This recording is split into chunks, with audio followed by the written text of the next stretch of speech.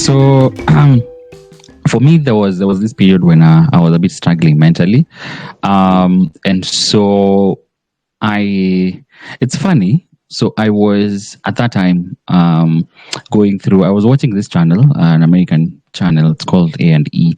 So they used to have this show. It's called Interventions. It's like for many years, like from the 2000s to So they would post their videos on YouTube.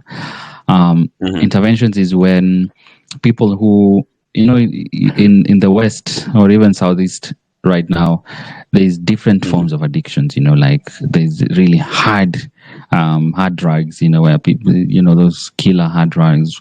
We barely have them here in Kenya. The meths, the fentanyls, all those hard drugs. So the show was about people being brought to, by their families, and so intervention is when like a rehab center would send someone to pick them, and so one of the things that kind of just got me into psychology was the end of the show is when they would like show a report. So they would say, for example, Chris Midamba, after going to rehab, 3 months later, he went back home. He's now living with his parents. He has never been into alcohol again. But now I realize most of the shows, in the end, they would be like, Chris left rehab 2 months later, and then he relapsed and went back to drugs. So a lot of them were relapse. And I was always wondering, now I noticed how people got into drugs was now like my issue. You'd find somebody was left by the parent, abandoned as a child. There was like some root cause, some sort of trauma that would get them into drugs. And so in that moment, I felt like I want to understand the human experience. Like I want to know why people are getting into drugs. Like it doesn't seem like the drug is the problem. It's what got them into drugs. And so that's when I was like, you know what, I really want to study psychology. And then with the drugs, I also like at the same time was studying neuroscience, like to understand like the brain and like the intricacies of the brain, what causes addictions. I was reading lots of books. And then that's how I actually started my podcast. So the podcast came at the same time when I was starting this whole journey. And then it became a journey, like finished my studies and stuff like that. Along the way, my partner, now my wife, started like a counseling firm.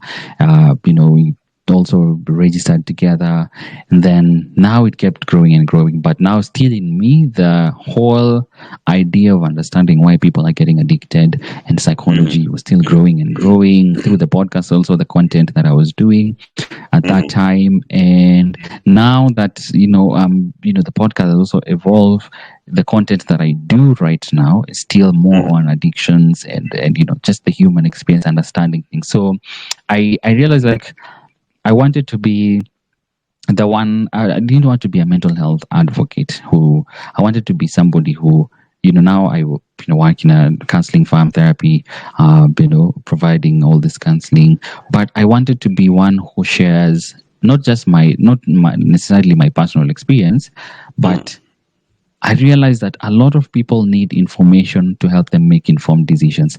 Like, I don't need to tell you alcohol is bad, but if I tell you what alcohol does to you, it might make you change your mind. Because if you tell people it's bad, most likely they'll do it. Yeah. Most likely if you tell somebody they will want to try it. Yeah, they want to try it. Yes. They just keep on telling me it's bad, then they want to try it and see how bad it is. And then when they do that, then they find themselves deep in it already. Yeah, that's also the issue that I have with the government making suicide a criminal, like a criminal offense. Because if you make it a criminal offense, now the people will actually commit suicide. Because now, if they're found trying to commit suicide, they'll go to prison. So which one is better? If somebody wants to die, they'll eventually just do it because they don't want to be found doing it and then go to prison.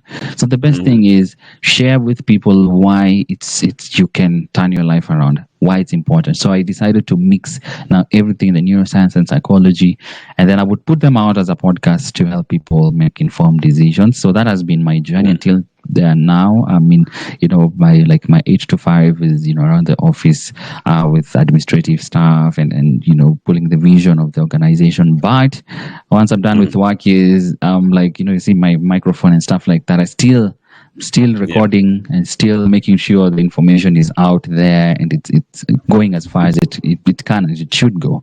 Yeah.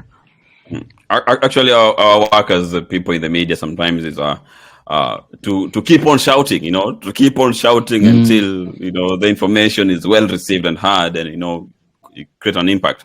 Anyway, now how rather in your professional perspective, in your professional journey as well, I don't know, what are some of the common misconceptions about mental health that you that you're frequently encountered as well, for example? I think the biggest one is not about mental health, but it's like almost treating mental health and the way we see people who are struggling with issues. So, for example, when you look at somebody who is behaving differently than us, we usually say they're crazy. Yeah. We see them as crazy. But professionally, what is crazy to some people, most people, as we look at it as, could it be bipolar disorder? Could it be psychosis? Could it be schizophrenia? Like what is that? So, but 99% of us look at it as crazy, and so we crazy. we push Amerogwa, away. like Yeah, amekanyagiwa chini you look at it. mahali, yeah. There's I think even when you're Christian, there's a spiritual side to it, but most of the time we also say, oh, it's your village people and stuff like that, and so we don't necessarily look at. And then that's we why rubbish information it. is power. Yeah, we rubbish it, and then like we tend to, seems like we just accept the situation the way it is and do nothing about it. Most of the time we actually do nothing about it because we do not see it as a disease. For example, when you're on this side, you see addiction as a disease. And when somebody is sick, you don't condemn them for being sick. Like, wewe unaumwa na kichwa, ni shida yako, wewe ndio ulijiumisha kichwa. You remember when you're young and you would not wear your sweater and then you get home, your mom would tell you, mbona hukuvaa sweater? They would condemn you for not hukuvaa sweater. Now, with things like addiction, it's a disease and you shouldn't condemn somebody for being sick. In fact, you should give them the utmost care so that they can be able to recover. But for us, in our society today, anyone who's smoking or drinking, we just throw them off kabisa. We are throwing the whole person off. Somebody who's, as we call them, crazy or has behaving differently, we push them away. We try to stigmatize them. We throw away from the society, feeling like they don't deserve to be in our places. Now, when you understand the origins of such conditions, like the psychosis or the bipolars, you realize that sometimes it's unfortunate that people have genes in their bodies that make them almost likely to get psychosis or all these things. Some people, because of their parents, when somebody's pregnant and they're still smoking and they're still drinking, it affects the child, the genes of the child. So the child could even be born an addict already, because they're already consuming whatever you are consuming. So when the child grows older, tunaanza pia kumtupa nje because we think they're crazy, and we don't look at those things. We don't look at the origins. So I think the biggest challenge I've seen or I've had is how we think life should be in terms of mental health. So we don't necessarily give people a chance, or we don't give it a chance to think, okay, what could be affecting Chris? For us it's huyu amerogwa, huyu alichizi na ni hivyo. But kwa nini alichizi? Anaweza kuwa amerogwa kweli. Those we don't get there. Inaishianga tu. We just label you, Chris, you are this, and that's it. So that's the biggest challenge I've had. And now, still on the same, you mentioned the family as well. We gave an example of the mother sometimes calling the child where the child is sick. For example, those days, in an African setup, a child come home sick, and then probably some fever, and the first thing, why are you not on a jumper? Something like that. I don't in that. What was the question? I'm trying to look for the question here. I had it down here. Probably I'll come to. Oh, here it is. How important are the support system? And what roles do you think friends and family can play in one's mental health? I'll give you an example. I've been having these conversations around Mathari Mental Hospital. Man, if you go there, you'll realize how important support systems are. I think there's an aeroplane flying. Yeah, that's So okay. I moved to Buruburu, like literally next to the airbase where I grew up. So, so Oh, the planes are like okay. landing all the time, Mhm. all the time. Mhm. Yeah. Um, so if you go there, you'll Mhm. realize that a lot of people who are there have no one to visit them, have no one checking up on them. So they were just left there. It's like somebody left there to die. Mhm. But then you'll realize that some people would visit, like kuna watu walikupeleka huko, the people who take you to mental institutions. The thing is, the Mhm. difference comes when Ushai feel it's like people get tired of you. You know what I mean? Like your family gets tired. Yeah. They get tired of Yeah. your antics, of you making noise at night, you coming back home and drunk. and that is the most saddest thing, for your family, your own family, to give up on you is one of the, I think, the, it adds to the depression, if you or stress, or I don't know, or to your mental health issues. It multiply it, I think so. I don't know. It if you look at Mm, it from our side now, mm, a lot of families go through so much. A lot of families try to support their loved ones, and by support mm, is, can we get you to a psychiatrist, can we get you, a lot of families try to do that at the beginning, but then mm, the financial constraint of the journey, because mm, mental health care in the country is not cheap. mm, And then there is now the emotional side. Like you find that there are parents who have gone through so much with their bipolar son, like you find maybe you've broken everything in the house. Maybe the son, you've been like problematic with your neighbors. You've been like on the worst rant of all time. mm, After some time, and that support system continues to fade because they think we can't focus on your life more than ours. We still have to go to job, we still have to work ourselves, we still have to live our own lives before we start mm. living for Chris. And so that Yeah. causes so many people to be dropped at mental institutions. It's like you are just taken to prison. Now, back to your question, you realize that the support system plays such a big role. One of the Mm, ways many people recover easily is because of the support system, mm, because somebody did not give up on you, especially those who go through things like bipolar psychosis. Those things are hard. When somebody is going through such conditions, it's one of the hardest things to go through as a family, because the chaos that it brings, the chaos that yeah. anxiety and depression brings, the chaos that drug addiction can bring in the family. But the line usually Mhm, is somebody didn't give up on you. So support systems, and by support system, you can't know if you have any sort of support until you break down for like a month. Because if you break down for a week, yeah. there's people who will be there for you, that's fine, and then after 2 weeks, the ones who people will start disappearing one by one, even family. Mhm, Like mhm, people just drop moja mbili tatu, and then you'll remain with like two people.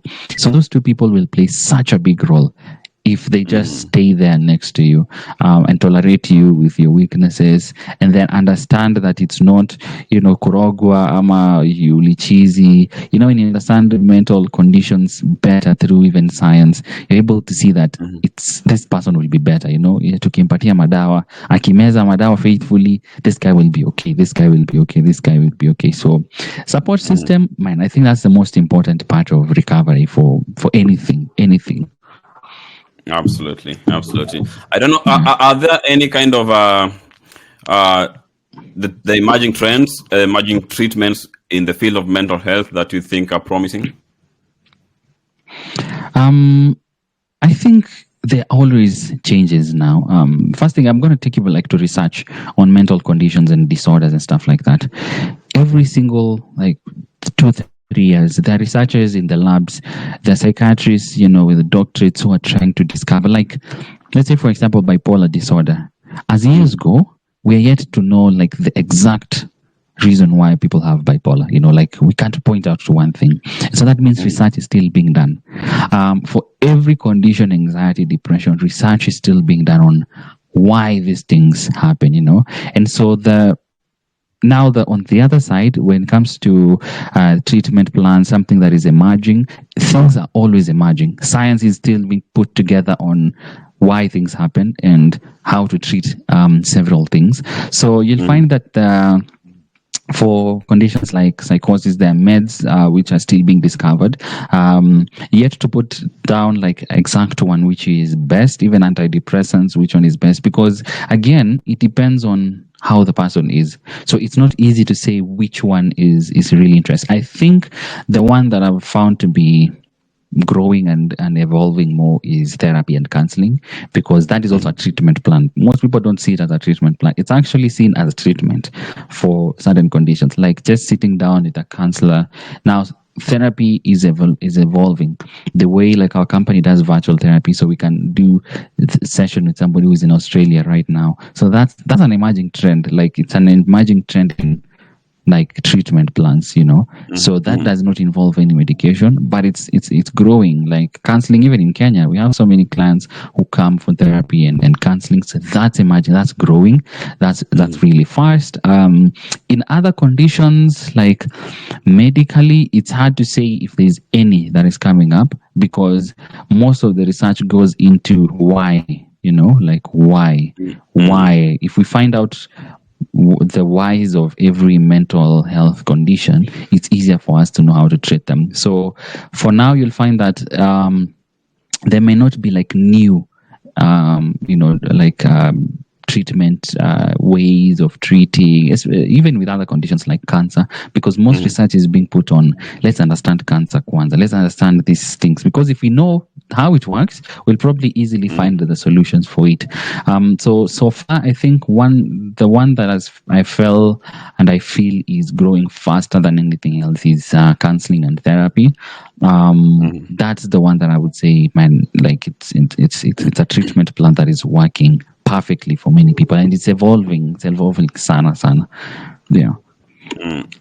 So there is no kind of an injection that let's give you this injection and things goes back to normal instantly. For mental conditions, it's very hard to do that. It's almost impossible to just inject someone. It's not COVID, man. It's not. This is straight to your brain. It's not. Yeah, It's true. not. Connected It's to not the wires up fever. there. This is. Yeah, like everything is like one wrong injection is you're out kabisa. So with mental conditions and stuff, you find that even somebody who's like psychotic kabisa needs like a few days, small doses, will repair. So the brain is like a machine, or like an engine. So you can't just throw one thing at it for it to be repaired. So you need to like reconnect the wires. You need to reconnect everything one by one. So most of the time it's usually in small doses, like a small one. And then now, not everyone is likely to get a mental health or a mental, disorder or condition. So that's why there can't be like a vaccine. Yet it's not everyone who's likely to get it. There was a vaccine for COVID because all of us were likely to get it. So if I just inject you, you will never get COVID. But for mental conditions, not all of us are likely to get it. So it's not possible to have like a vaccine for mental conditions. Yet they can be caused even by anything. External or internal factors can cause such challenges. So it's hard for medicine.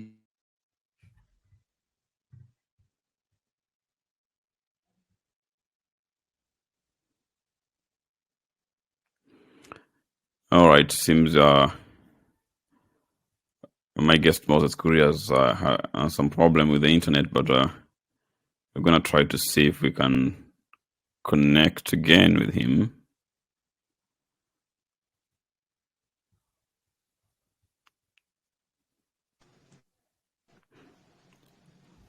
Yes, Moses, we lost you there, but You went off.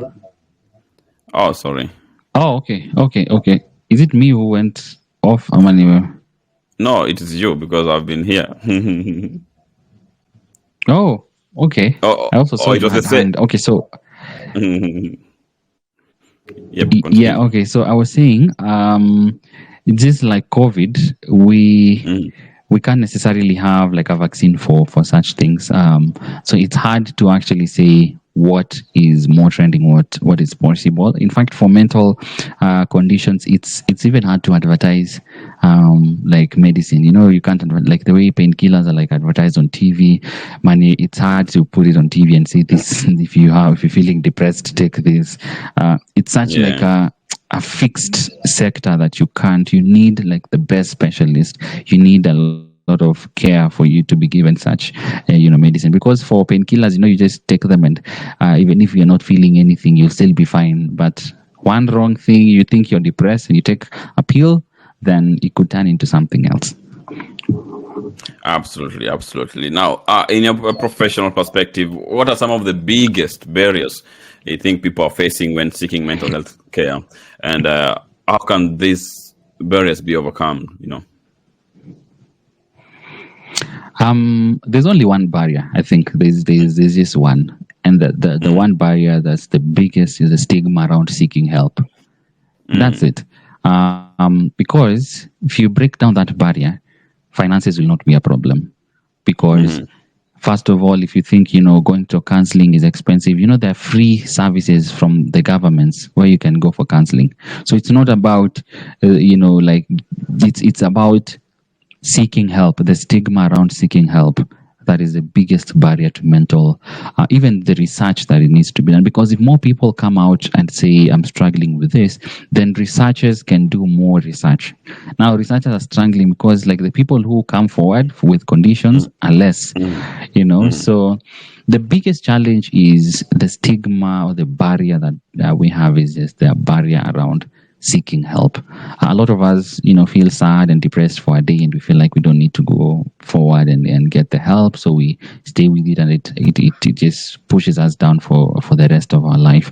The one barrier is just seek help.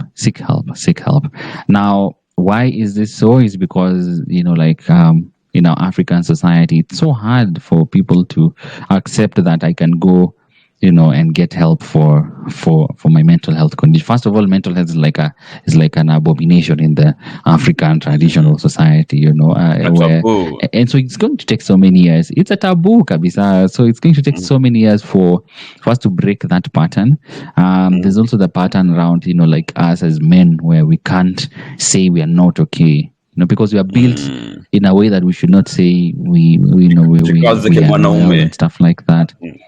Yeah, that thing, kwanza, that's like the worst things to ever say, nijikaze kimanaume. Like, how is a man supposed to kujikaza, yet God created us in a way that we have emotions, we all struggle. So why is it that the man ndiye anafaa ajikaze?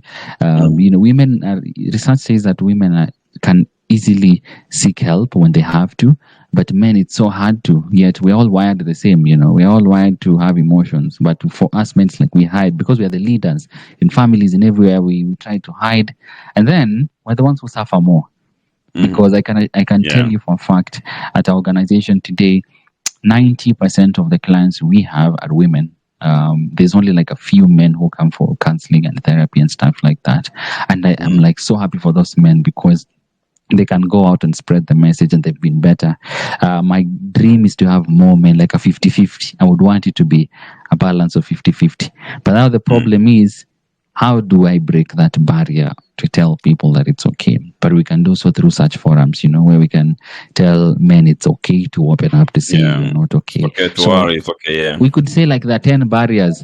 Yeah, we can say there's 10 barriers, but at SG Medicine, there's no facilities in the country now. That's all like, I don't take that as a barrier. The only barrier we have, the biggest one, is the fact that people don't see a need to seek help.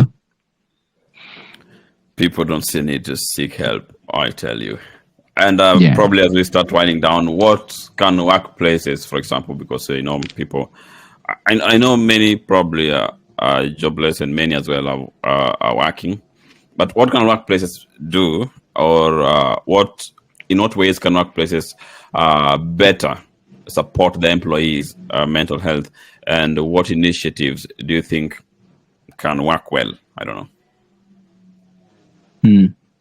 One is very radical, but it's to pay them early because it might look like it's a big joke, but do you know some of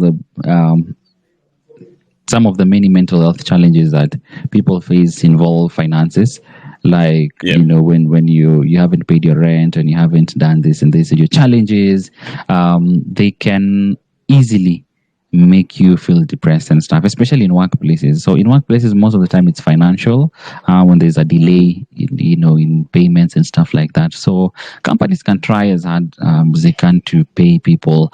I always believe it's not about how much you pay them, like paying people a lot of money, but it's the little that you're paying them. Make sure you pay it on time so they can pay their things. When there's no stress at home around rent and children's school fees, then somebody will be fine at work. Most likely they'll be fine at work. So there's that part. Seems so radical, but for me, it works. And then there is now having systems that don't suppress people at work. There's workplaces where you can barely grow because the system itself is so hard on you. You're working for 8 hours. You're not seeing some sort of improvement from the company to help you grow, like more opportunities to be better as an employee, more opportunities to get a pay raise and stuff. Like it's in the environment. You can try as an employer to motivate your employees as much as you can. Give them like targets. If they reach targets, add them something on top of their salary. You can try as much as you can as an employer to make sure that you're connected to your employee, understand what really happens on the ground. Because when there's nothing, they're feeling disconnected from you as an employer, most likely it will affect how they feel internally as people. So you can start by connecting as much as you can with your employees, like on a personal level. Get to know the challenges they go through. Uko chini kabisa. It's like in the country, if the president decides to come down to like your level to understand you, you feel better as a person. You feel like, okay, this guy really knows my problem. So that can be the same for organizations. All right, probably this will be the last question, and I will want you to. I would like you to tie it with your parting shot as well. Your last, maybe your last words on this and this episode. I know we'll be having several episodes as well, God willing. But this is the last question I really want to ask for this particular time. What advice will you give to someone who is struggling? What advice will you give to someone who is struggling with their mental health, but afraid to seek help? We always do this at our organization and say the reason why most people don't come out of the depressions and the anxiety they go through is not necessarily the depression. It's not necessarily what causes the depression, but it's in the guilt and the shame and the condemnation that they have on themselves. So I always say condemnation kills. When you're going through something mentally and you condemn yourself for going through it, then you're literally killing yourself, because the whole world seems to be against you and you're also against yourself. So if you condemn yourself for feeling sad, if you condemn yourself for feeling anxious, if you condemn yourself for being having bipolar, then there's almost zero chance for you to overcome that. So you need to stop condemning yourself for feeling the way you're feeling. It's not about seeking help. Whether you seek help or not, the best way is to don't feel bad because you feel bad, because that increases the feeling. Because if you condemn yourself, if you say, I should not feel this, human experience was wired for emotions. We were wired to feel happy or sad. We were wired to feel anxious sometimes. That's how. So if you condemn yourself for something that is natural, then you're easily not going to move past it. So the best advice I can give is to stop condemning yourself and then be gracious with yourself. Whether you seek help now or not, you need to show yourself some grace. You need to show yourself some grace, because the depression won't, the environment won't, the workplace won't. So if there's one person who can show themselves grace, is you. So and I won't give like tips, this is what you do, because once you be easy on yourself, you'll know what to do. I always believe that Absolutely. stop condemning yourself. One, be gracious to yourself. You will know what to do from there. Whether you create boundaries and do this, do that, write a journal, go outside, breathe. That's that. I won't give advice on that, but I know the root cause of most challenges is how the identity we have when we are struggling. I tell you, what a discussion. I remember mental health is a continuous journey, and seeking support is a sign of strength and not Yeah. weakness. If you are someone who or someone is struggling, I think the best thing that we have heard from this episode is don't hesitate to reach out for help. There are resources and communities ready to support you. And I believe also Moses Kuria, MK, you have such kind of organization that also seek to help people. You can always reach out to such people like that. Anyway, thank you so much for joining us this particular time. If you found this episode helpful, as we normally say, if you found this episode helpful, please subscribe, leave a review, and share it with others. Until next time, thank you so much.